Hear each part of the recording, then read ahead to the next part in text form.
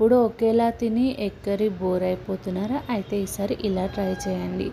ఎలా చేసుకోవాలో చూసేద్దాం. ఒక కడాయి పెట్టుకొని దాంట్లో ఆయిల్, ఆవాలు, జీలకర్ర వేసుకున్నాక ఆనియన్ బాగా సన్నగా కట్ చేసి వేసుకోవాలి. అందులోనే కొంచెం ఉప్పు వేసుకొని ఒక 5 మినిట్స్ మూత పెట్టి వదిలేస్తే మంచి కలర్ వస్తుంది.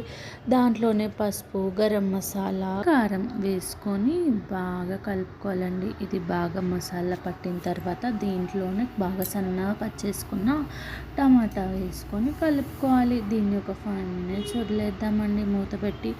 ఆ తర్వాత కొంచెం వాటర్ యాడ్ చేసుకోవాలి. వాటర్ యాడ్ చేసుకున్నాక కొత్తిమీర వేసుకొని దాంట్లోనే గ్రేట్ చేసిన ఎగ్ బాగా సన్నగా తరుముకోవాలండి ఎగ్ని. ఆ గ్రేట్ చేసిన ఎగ్ని ఈ గ్రేవీలో వేసి బాగా కలుపుకున్నామంటే అంతేనండి, ఈ కర్రీ రెడీ అయిపోయినట్టే. దీంట్లో ఒక ఆమ్లెట్ వేసుకొని తింటే దాని టేస్టే వేరండి. మీదైనా పావు మీదైనా కాంబినేషన్ చాలా బాగుంటుందండి. Thank you for watching.